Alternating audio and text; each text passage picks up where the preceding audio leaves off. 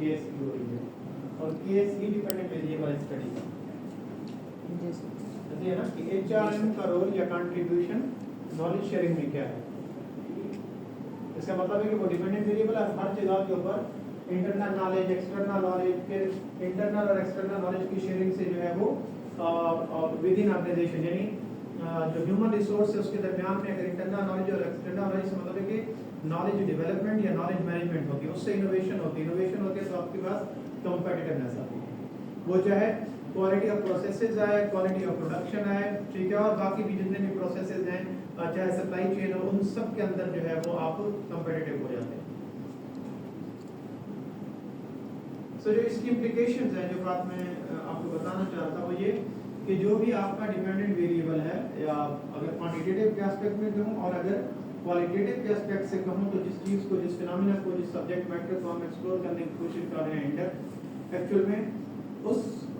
Phenomena की implications क्या है वो बताएंगे तो तभी ये समझा जाएगा कि स्टडी इतनी इंपॉर्टेंट क्यों है इसको कंडक्ट करना चाहिए या नहीं। और सेकंड तीन मैंने आप लोगों को चीज़ें डिस्कस की थी प्रैक्टिकल गैप थ्योरेटिकल गैप और मेथोडोलॉजिकल गैप। आई थिंक मैंने डिस्कस कर चुका हूँ कुछ आइडिया है आप लोगों को? मुझे लगता है कि नहीं लास्ट क्लास में तो नहीं हुआ in the very beginning I think मैंने ये डिस्कस किया आपके साथ। पीएचडी के थीसिस के अंदर आप लोगों को 3 रिसर्च गैप जो है वो फुलफिल करने हैं तब भी आप अपना जो है वो समझेंगे कि थीसिस अब वैलिड है जस्टिफाइड है। और उसमें first step that is theoretical gap theoretical research gap. तो थ्योरेटिकल रिसर्च गैप क्या है?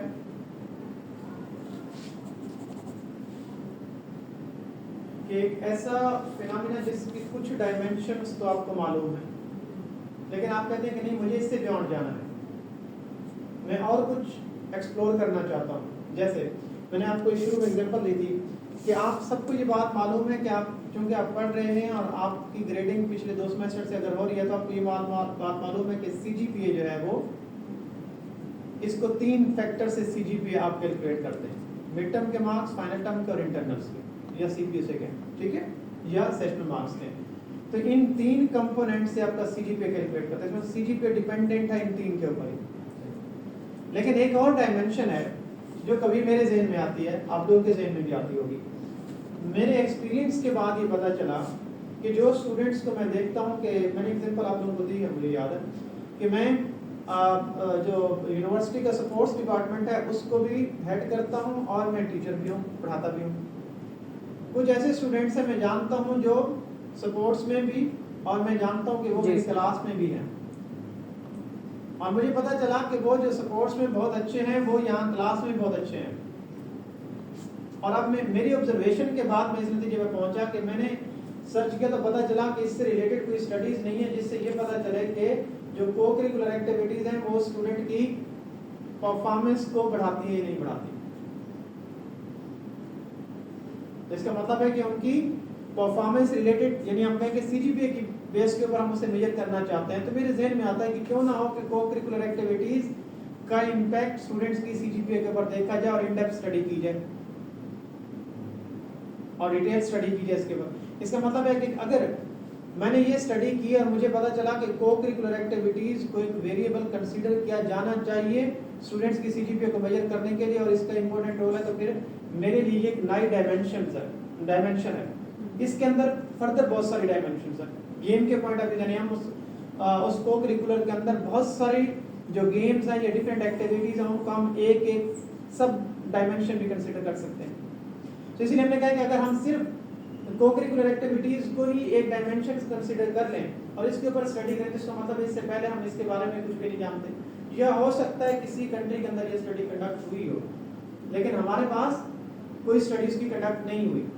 अगर बिल्कुल नहीं हुई और हम इसको टेस्ट करने की कोशिश कर लेते हैं उसके बाद हमें ये कंफर्म हो जाता है यानी हमारी स्टडी की फाइंडिंग्स ये आ जाती हैं कि यस को करिकुलर एक्टिविटीज कंट्रीब्यूट करती हैं सीजीपीए को। जिन स्टूडेंट्स की को करिकुलर एक्टिविटीज में ज्यादा एक्टिव या इन्वॉल्व होते हैं उनका सीजीपीए भी ज्यादा होता है। अगर ये प्रूव हो जाए तो इसका मतलब है कि अब एक नई डायमेंशन हमने इनकॉर्पोरेट किया, थ्योरेटिकल एस्पेक्ट हमने एक और डाल दिया। इसको आप बाद में क्या नाम देंगे, वेरिएबल का नाम देंगे कि नहीं देंगे? इसको कंस्ट्रक्ट का या वेरिएबल का नाम देंगे ना, कि impact of co-curricular activities, mid term exam, final term exam and sessional marks on the CGPA of the students. तो अब ये क्या, वो डायमेंशन क्या है, वो एक थ्योरेटिकल एस्पेक्ट है जो पहले इग्नोर्ड था, अब हमने उसको क्या किया है, इन्वेस्टिगेट किया। अब हमारे पास जब भी सीजीपीए कैलकुलेट होगी, जहां भी स्टडीज होंगी, तो उसमें सिर्फ ये 3 फैक्टर्स जो पहले से चलते आ रहे हैं वो नहीं होंगे, बल्कि हमने एक और डायमेंशन इसके अंदर शामिल कर दिया को-करिकुलर एक्टिविटीज की। तो this is known as theoretical contribution, कि जो पहले एग्जिस्ट नहीं करती थी। एक और इसकी एग्जांपल देता हूं, क्वांटिटेटिव रिसर्च में आप लोगों ने किया होगा एमफिल के अंदर, आप लोगों ने एक रिसर्च मॉडल बनाया, रिसर्च फ्रेमवर्क आप लोगों ने बनाया होगा, इंडिपेंडेंट वेरिएबल भी थे, डिपेंडेंट वेरिएबल भी थे, मॉडरेटिंग भी था, मीडिएटिंग भी था, ये आपने बनाया। लेकिन आपको नहीं लगता कि जो मीडिएटिंग वेरिएबल, जो मॉडरेटिंग वेरिएबल, जो इंडिपेंडेंट और डिपेंडेंट वेरिएबल आपने उठाए हैं, पिक किए हैं अपनी रिसर्च के फ्रेमवर्क के लिए या मॉडल के लिए, क्या उनके ऊपर पहले रिसर्च कंडक्ट नहीं हुई होती? हुई होती है। आपने रिसर्च पढ़ी और वहीं से आपने माइंड मैपिंग करके तो वहीं से आपने इन्फर किए हैं। अब उससे होगा क्या कि अगर तो आप सेम किसी रिसर्च का मॉडल उठा लें और उसको क्या कर लें, उसको उसी का रेप्लिका जो है वो क्रिएट कर दें, तो इसका मतलब है वो तो स्टडी हुई है। लेकिन अगर आप ऐसा करें कि 10 स्टडीज उठाएं और उनके अंदर डिफरेंट वेरिएबल्स गिवन हैं, लेकिन एक ऐसा वेरिएबल है जो मॉडरेटर के तौर पर किसी स्टडी में यूज नहीं हुआ, जो ये बता रहा है कि आईवी के और डीवी के दरमियान में जो गैप है, जो वीक रिलेशनशिप है, उसको स्ट्रेंथन करने के लिए ये मॉडरेटर हम यूज कर सकते हैं, पहले किसी स्टडी ने नहीं किया। हो सकता है वो बाकी स्टडीज में कहीं आईवी आ रहा होगा और कहीं डीवी आ रहा होगा, किसी जगह पे हो सकता है वो मीडिएटर भी यूज हुआ, लेकिन आपको सिर्फ उसको एज अ मॉडरेटर चेक करना भी ये थ्योरेटिकल एक्सटेंशन है, ये थ्योरेटिकल गैप था आपने फिल किया कि पहले किसी ने इसको एज अ मॉडरेटर यूज नहीं किया। आपने 10 स्टडीज उठाई और इसके अंदर आपने 10 स्टडीज के अंदर 50 डिफरेंट वेरिएबल्स आइडेंटिफाई किए और सारे के सारे आईवीज थे, लेकिन आपने क्या किया, एक बिल्कुल यूनिक मॉडल उन्हीं वेरिएबल से क्रिएट कर दिया। तो तब भी इसे हम कहते हैं कि आपने थ्योरेटिकल गैप फिल किया, कि हो सकता है कि जिस पर्टिकुलर 1 या 2 वेरिएबल को न्यू को आपने डाला है जो कि किसी और स्टडी में बिल्कुल यानी कॉमन नहीं था, लेकिन आपने उसको किसी कैसे डिपेंडेंट वेरिएबल के साथ टेस्ट किया, किसी ऐसी मॉडरेशन के अंदर ले आया, किसी ऐसी मॉडरेशन के अंदर ले गया है, तो तब भी हम कहते हैं कि ये भी थ्योरेटिकल गैप था, आपने फिर क्या ये टेस्ट करके दुनिया को बताया है कि एक्चुअल में इसका रिलेशनशिप इसके साथ हो सकता है, ये एज अ मॉडरेटर का रोल प्ले कर सकता है, ये एज अ मीडिएटर का रोल प्ले कर सकता है। यानी वो हर नई डायमेंशन, नया एस्पेक्ट जो कि थ्योरेटिकल यानी वेरिएबल बने, कंस्ट्रक्ट बने, जो किसी रिलेशनशिप में आए और बाद में उसको दोबारा इन्वेस्टिगेट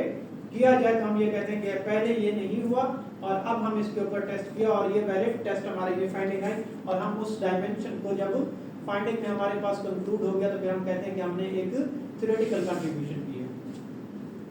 जो थ्योरी, जो ग्राउंडेड थ्योरी के अंदर हमने टाइप्स पढ़ी थी, तो उसके अंदर रिसर्च डिजाइन की टाइप पढ़ी थी, तो उसके अंदर हम फुल फ्लेज एक थ्योरी बनाते हैं, लेकिन उस थ्योरी के अंदर भी कंस्ट्रक्ट होते हैं, उसके अंदर भी सब डायमेंशंस होती हैं। जैसे मैंने आपको एजेंसी थ्योरी का जिक्र किया था कि उसके अंदर कंपनसेशन का भी जिक्र है, उसमें बोर्ड साइज का भी जिक्र है, उसमें वेल्थ मैक्सिमाइजेशन का जिक्र है, उसमें कॉन्फ्लिक्ट ऑफ इंटरेस्ट का जिक्र है। अब ये सारी क्या है उसकी डायमेंशंस है। जब भी इस हवाले से बात होती है तो हम उस थ्योरी के साथ में as a supportive theory, associated theory, underpinning theory क्यों ले रहे होते हैं कि जो वेरिएबल हमने कंपनसेशन का डिस्कस किया है, ये जो हमने कॉन्फ्लिक्ट ऑफ इंटरेस्ट का किया है, जहां पे हमने स्टॉक होल्डर्स और स्टेक होल्डर की वेल्थ मैक्सिमाइजेशन और प्रॉफिट मैक्सिमाइजेशन को देखा है, तो ये एजेंसी थ्योरी सपोर्ट इसलिए कर रही है क्योंकि उसके कॉन्टेक्स्ट और डायमेंशन के अंदर ये पहले डिस्कस हो चुका है। तो थ्योरेटिकल गैप होना जरूरी है, थ्योरेटिकल गैप नहीं है तो फिर इसका मतलब है कि आपका जो पीएचडी का थीसिस है वो इतना अच्छा या वैलिड टॉपिक या थीसिस नहीं है, तो उसमें कुछ ना कुछ नया होना चाहिए जो पहले नहीं हुआ। जैसे हम अभी सस्टेनेबिलिटी की हम बात कर रहे थे कि अभी ये बहुत ही जो है वो रिसेंट टॉपिक है जिसके ऊपर अभी डिबेट जो है वो ऑनगोइंग है। तो हम ये कहते हैं कि सस्टेनेबिलिटी का टॉपिक बिल्कुल नया आया है, लेकिन सस्टेनेबिलिटी पहले जो है वो कहीं फाइनेंस के ऊपर अप्लाई हुई है, सस्टेनेबिलिटी जो है वो किसी एक और इंडस्ट्री के ऊपर अप्लाई, हम इसको एजुकेशन में इनकॉर्पोरेट करना चाहते हैं, हम एचआर में इसको इनकॉर्पोरेट कर दिया हमने। द वर्ड या सिर्फ सस्टेनेबिलिटी का जो फैक्टर है वो हमने अपने रिसर्च के अंदर नया डाला और उसके बाद उसकी फाइंडिंग है वो प्रूव हो गया, तो अब हमने क्या किया, थ्योरेटिकल कंट्रीब्यूशन किया। तो फिर हम ये बताते हैं एक्चुअल में कि अभी पीछे जो पहले वाला आप लोगों का पेपर था उसके अंदर भी और इसके अंदर भी लिखा हुआ था कि यहाँ पे सिक्योरिटी है लिटरेचर के अंदर और कॉमन लिटरेचर नहीं है। तो इसका मतलब यही होता है कि इस लिटरेचर के अंदर जो हम नई चीज डालना चाह रहे हैं एक्चुअल में वो पहले एग्जिस्ट नहीं करती है, इस नए स्ट्रक्चर के अंदर एग्जिस्ट नहीं करती। जैसे मैंने कहा कि 5 वेरिएबल आपने लिए या 10 वेरिएबल लिए एक रिसर्च मॉडल को बनाने के लिए, लेकिन हर इंडिविजुअल वेरिएबल तो किसी न किसी रिसर्च का हिस्सा था, लेकिन अब आपने जो इसका स्ट्रक्चर बनाया दैट वाज यूनिक। हो सकता है पहले वो मॉडरेशन यूज हो, अब आपने उसको एज अ एग्रीगेटर यूज किया। हो सकता है कि पहले जब मॉडरेशन को यूज हुआ था डिपेंडेंट वेरिएबल कोई और था, अब डिपेंडेंट वेरिएबल कोई और है। पहले जिस मॉडरेशन और मीडिएशन दो डिपेंडेंट और इंडिपेंडेंट वेरिएबल के दरमियान में यूज हुआ था, अब डिपेंडेंट भी डिफरेंट और इंडिपेंडेंट भी डिफरेंट है। This is a theoretical contribution. और दूसरी है प्रैक्टिकल गैप। पहला थ्योरेटिकल गैप था और दूसरा है प्रैक्टिकल गैप। तो प्रैक्टिकल गैप में बहुत कॉमन एग्जांपल दे दी कि भाई अगर एक कंट्री के अंदर स्टडी नहीं हुई, एक कंट्री के अंदर स्टडी हुई है लेकिन आपके कंट्री के अंदर स्टडी नहीं हुई, अगर आपके कंट्री के अंदर एक प्रोविंस के अंदर भी है बाकी प्रोविंसेस के अंदर स्टडी नहीं हुई, एक प्रोविंस के एक डिवीजन के अंदर स्टडी हुई है बाकी डिवीजन में स्टडी नहीं हुई, एक डिस्ट्रिक्ट की किसी एक तहसील के अंदर स्टडी हुई है दूसरी में नहीं हुई, खासतौर पर एजुकेशन के अंदर और हेल्थ के अंदर तो ये बहुत कॉमन होता है और उनके लिए भी यूनिकनेस होती है। इसे हम कहते हैं ये प्रैक्टिकल गैप है कि पंजाब में तो स्टडी हुई लेकिन सिंध में स्टडी नहीं हुई, जिसका मतलब है कि वो एरिया जो है वो इससे डिप्राइव्ड है और वहां पर ये अभी गैप एग्जिस्ट करता है, वहां भी स्टडी करके हम ये टेस्ट कर सकते हैं। जैसे हम कहेंगे अगर हम हेल्थ सिस्टम के ऊपर स्टडी करना चाहते हैं या एजुकेशन सिस्टम के ऊपर करना चाहते हैं, हमने पंजाब में की और वेरिएबल और इंस्ट्रूमेंट सारी चीजें हमने सेम रखी है, लेकिन हमने क्या किया है, अब हमने एरिया उसका चेंज कर दिया, रीजन चेंज कर दिया, कंट्री चेंज कर दिया, प्रोविंस चेंज कर दिया, स्टेट हमने चेंज कर दी। तो ये क्या कहलाएगा, प्रैक्टिकल गैप, कि वहां ये स्टडी नहीं हुई और हम इसको वहां पर स्टडी कंडक्ट करेंगे, तो ये रेप्लिका नहीं कहलाएगा, ये यूनिकनेस होगी आपकी स्टडी की। तो अगर आपने पंजाब के अंदर हुई स्टडी को सेम कॉन्सेप्ट को आपने कहां टेस्ट किया, सिंध के अंदर किया, जिसका मतलब है कि वहां पे ये गैप एग्जिस्ट करता था, वहां इस तरह की कोई स्टडी कंडक्ट नहीं और आपने उस गैप को फिल किया और आपने उसके ऊपर स्टडी किया, तो आपकी रिसर्च जो है वो लॉजिकल होगी और वैलिड रिसर्च होगी और सिग्निफिकेंट रिसर्च होगी। So this is known as practical research gap. और तीसरा होता है methodological research gap. Research design के जितने भी कंपोनेंट्स हैं, methodological gap, research gap, methodological research gap के अंदर रिसर्च डिजाइन के जितने भी कंपोनेंट्स हैं और उसमें रिसर्च फिलॉसफी, रिसर्च अप्रोच, वो जो ऑनियन है आपके सामने, सॉन्डर्स का जो ऑनियन है, उसकी जितनी भी डायमेंशंस हैं, उस एक में अगर पहले कोई स्टडी हो चुकी है और आपने कुछ नया किया है, पहले जो है वो पॉजिटिविज्म के ऊपर स्टडी हुई फिलॉसफी की बेस के ऊपर, अब आपने कंस्ट्रक्टिविज्म की बेस पे की है, तब भी आपकी स्टडी क्या होगी, यूनिक होगी। आपने अपनी स्टडी को यूनिक बनाया है क्योंकि ये गैप था, किसी ने कंस्ट्रक्टिव विजन की बेस के ऊपर ये स्टडी कंडक्ट नहीं की, इस टॉपिक को टेस्ट नहीं किया, तब आप कर रहे हैं, तो अब आपने क्या किया, एक मेथोडोलॉजिकल गैप फिल किया। इसी तरीके से क्वालिटेटिव रिसर्च हुई भी थी और आप क्वांटिटेटिव रिसर्च करना चाह रहे थे जो कि नहीं हुई थी, तो आपने क्या किया, अगेन मेथोडोलॉजिकल गैप फिल किया। और अगर इसी तरीके से डाटा टाइप ले लें, सैम्पलिंग टेक्निक्स ले लें, उसके बाद जो है वो सॉफ्टवेयर की बेस के ऊपर ले लें कि पहले एसपीएसएस के ऊपर मैंने किया, अब मैंने स्मार्ट पीएलएस के थ्रू इसको टेस्ट कर ले, क्यों, वजह ये थी कि उसकी जो टेक्निक्स है वो ज्यादा एडवांस है, ज्यादा मॉडर्न है और बहुत सोफिस्टिकेटेड है, तो इसलिए इसके रिजल्ट्स जो है वो डिफरेंट हो सकते हैं और विद इन सॉफ्टवेयर टेक्निक्स भी डिफरेंट हो सकती है। जैसे हमने कहा कि ये आर्क मॉडल है, गार्क मॉडल है, हाँ, या कहिए कि ये क्या से कहते हैं, कोरिलेशन चेक किया है मैंने रिलेशन चेक किया है, मैंने कोई और टेक्निक यूज किया है जो कि पहले किसी और रिसर्च के अंदर यूटिलाइज नहीं हुई थी। ये सारे के सारे मेथोडोलॉजिकल गैप है। किसी एक एस्पेक्ट को भी पकड़ेंगे तो भी आपकी कंट्रीब्यूशन कहलाएगी। लेकिन रिसर्च आर्टिकल के अंदर इनमें से किसी एक को भी आप ले लेते हैं, तीनों में से, प्रैक्टिकल हो, थ्योरेटिकल हो या मेथोडोलॉजिकल हो, तो तब भी जो है वो आपकी स्टडी यूनिक कहलाती है, तब भी वो वैलिड स्टडी है, इंपॉर्टेंट और सिग्निफिकेंट स्टडी।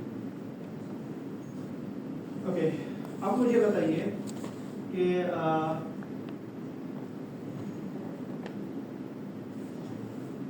अच्छा, आपका अभी ये जो आर्टिकल मैंने अभी ओपन किया है, तो इसके अंदर सस्टेनेबिलिटी जो है वो बाजार हमें टॉपिक में तो नजर नहीं, टाइटल में नजर नहीं है ऐसे। तो इसका research question, does AC lead SABs to adopt a philosophy of yes, okay, does ECHRMS lead SAB to adopt a philosophy of yes, what are the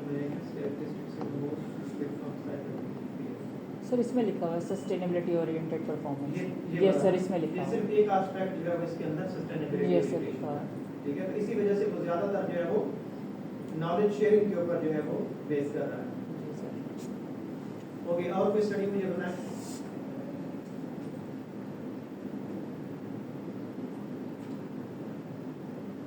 sir एक और है वो भी सेम है, ये ह्यूमन रिसोर्स मैनेजमेंट कंट्रीब्यूशन का तो same है।